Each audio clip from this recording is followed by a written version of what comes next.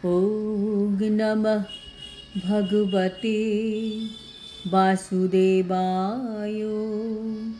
শ্রীমদ্ ভগবদ গীতা সপ্তম অধ্যায় বিজ্ঞান যোগ। হরে কৃষ্ণ। আজ আমরা বিজ্ঞান যোগের 28 নম্বর শ্লোকটি শুনব। येषां तन्तगतं पापं जनानां पुण्यकर्मणां ते द्वन्द्वमोहनिर्मुक्ता ভজন্তে মাং দৃঢ়ব্রতঃ।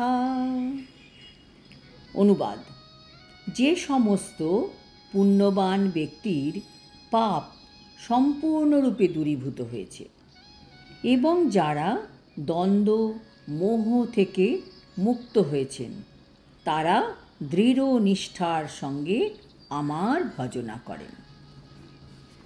তাৎপর্য: এই জড় জগতে মানুষ দ্বন্দ্ব মোহ, যেমন মান অপমান, সুখ দুঃখ, স্ত্রী পুরুষ, ভালো মন্দ, এই সবের মধ্যে সারা দিন জর্জরিত। এই দ্বন্দ্বময় মোহ মানুষকে অজ্ঞতায় ভরিয়ে রাখছে। এই শ্লোকে ভগবান নির্দেশ দিচ্ছেন কিভাবে দ্বন্দ্ব মোহ থেকে আমরা মুক্ত হতে পারব। দৃঢ় নিষ্ঠার সঙ্গে ভগবানের ভজনা করতে হবে, এটাই একমাত্র উপায়।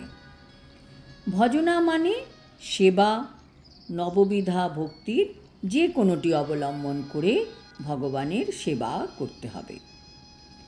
কিন্তু এই সেবা কিভাবে করব? ভগবান বলছেন, জানানাং পুণ্যকর্মণাম, পুণ্যকর্ম করো। যারা পাপী, নাস্তিক, মূঢ় ও প্রপঞ্চক, তাদের পক্ষে ইচ্ছা ও দেশের দ্বন্দ্ব থেকে মুক্ত হওয়া অত্যন্ত দুষ্কর।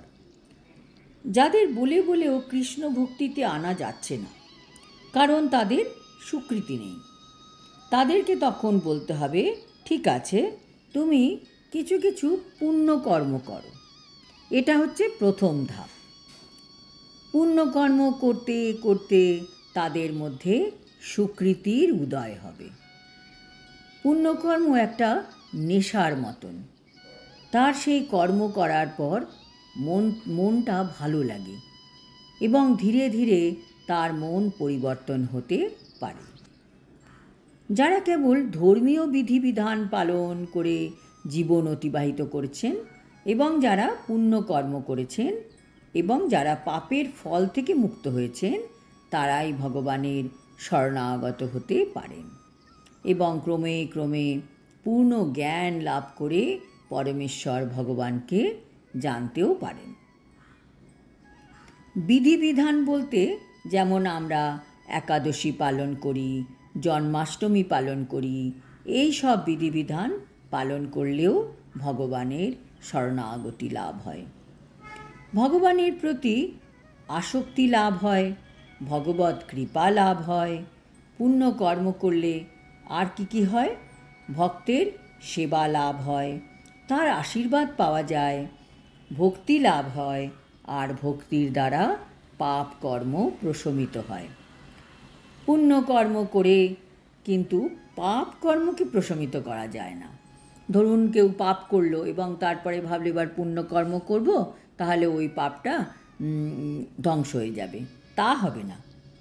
পুণ্যকর্মের দ্বারা পাপকর্মের ভাণ্ডারকে কম করা যায় না। একমাত্র ভক্তির দ্বারা পাপ কর্মের ভাণ্ডার কম করা যায়। ভক্তরা কোনো কিছু চিন্তা করে না, তারা ভগবানের উপর সম্পূর্ণ ছেড়ে দেয়। তারা সারাদিন ভক্তিপথে থেকেই আনন্দে থাকেন। যখন ভক্তরা পূর্ণ জ্ঞান লাভ করেন, তখন তারা পরমেশ্বর ভগবানের ধ্যানে ধীরে ধীরে সমাধিস্থ হতে পারেন। এটি আধ্যাত্মিক স্তরে উন্নীত হওয়ার পন্থা। শুদ্ধ ভক্তদের সঙ্গের প্রভাবে কৃষ্ণ ভাবনায় এই উন্নত স্তর লাভ করা সম্ভব। কেননা মহান ভক্তদের সঙ্গের ফলে মানুষ মোহ থেকে উদ্ধার পেতে পারে। শ্রীমদ্ ভাগবতে বলা হয়েছে যে যদি কেউ জড় জগতের বন্ধন থেকে মুক্ত হতে চায় তাকে অবশ্যই ভগবত ভক্তের সেবা করতে হবে।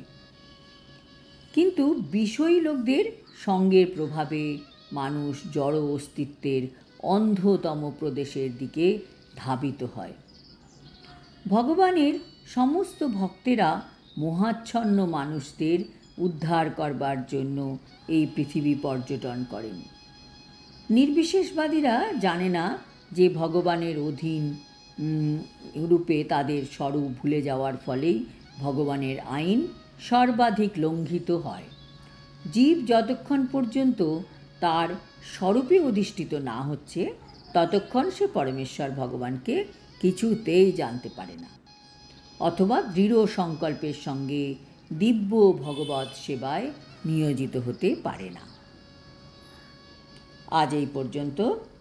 আগামী শ্লোকে কৃষ্ণ উপায় বলবেন। কিসের উপায়? জন্ম মৃত্যু জরা ব্যাধি থেকে কিভাবে মুক্তি পাওয়া যাবে তার উপায়। হরি ওম তৎসৎ। হরে কৃষ্ণ।